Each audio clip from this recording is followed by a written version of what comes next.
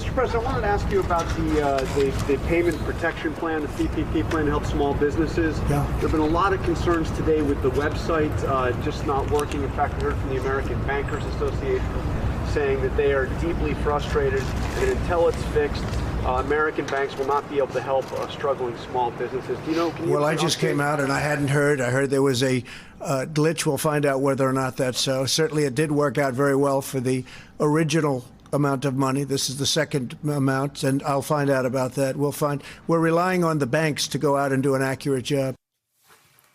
Right. That was President Trump yesterday shifting blame to major U.S. banks after demand for the Paycheck Protection Program overwhelmed and crashed the Small Business Administration's website yesterday. He always shifts blame. You know, he didn't allow Barack Obama to shift blame on anything. In fact, he blamed him for things that, of course, he's handled far more worse. He even blamed him for going out golfing. Spying on him. But Donald Trump, you know, he blames China, then he praises China. He blames everybody. Now he's, of course, blaming banks because his program still is not delivering. Joining us now, NBC News senior business correspondent and an MSNBC anchor, Stephanie Ruhle. Let's put the president aside for a second, Stephanie. What are you hearing about how people are being able to get the money that they're trying to have to get through this? How bad is this problem? How big was this glitch? It wasn't just a glitch. This situation is disastrous. Now, everyone has the best of intentions, but they're trying to get out hundreds of billions of dollars to the 30 million small businesses in this country, many of whom are completely shut down right now. So first off, it's extraordinary for the president to say, I'm not really up to speed. I heard there was a glitch. We're talking about $310 billion, and that's after the first portion of the CARES Act PPP, where we know only 1.7 million companies even got a loan. We know this was desperately important. At 10:30 yesterday morning, the portal opened back up, and it went down all day long. And it is absolutely impossible to blame this on the banks because it wasn't the banks. The 5 largest lenders had 1 million loans that they already approved, ready to go. That totals $100 billion, and they couldn't even get it in the SBA's system. I wouldn't say the SBA stinks by any means, but they're a government agency. This is like asking the Department of Motor Vehicles to execute the Grand Prix. It is not happening. The Treasury Department has not given additional resources, bodies, effort in any big way to the SBA. So to hear the president say, like, I heard there was a glitch, Mika, we have a small business in this country go out of business every single minute. And one more point to make about it, even PPP, if it all worked out beautifully, it's 2 months worth of payroll.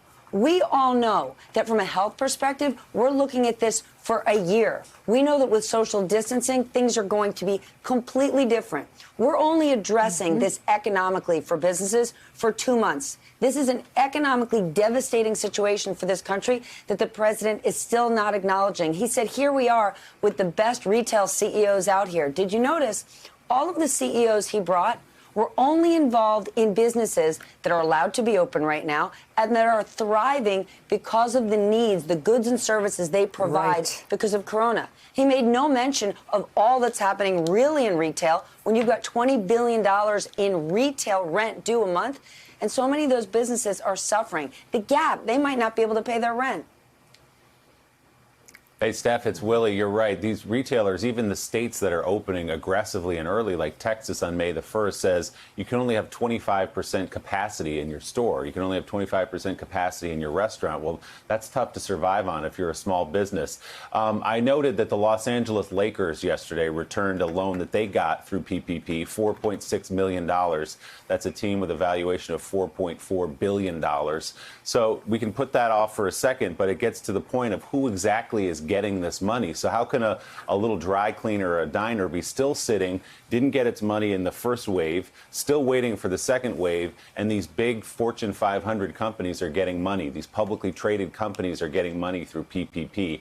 How does this system work, and why is it failing small businesses? Okay, then I ask you this, Willie. Whether you're a tiny business or a big business, you're suffering right now. And if the government creates a program that says, here's grants for you that you do not have to pay back and you can use it to help pay for your employees, you would use that program.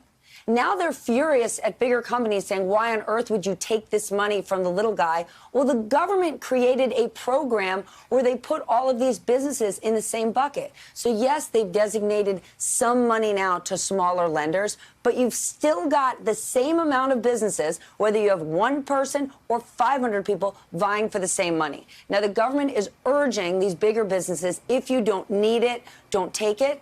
But can you really blame a business when the government says, here's a program that's available to you? Would you like the money? Is it the fault of the government, or is it the fault of the person taking it? NBC's Stephanie Ruhle, thank you so much for coming on. We'll see you again soon. Thanks for checking out MSNBC on YouTube, and make sure you subscribe to stay up to date on the day's biggest stories. And you can click on any of the videos around us to watch more from Morning Joe and MSNBC. Thanks so much for watching.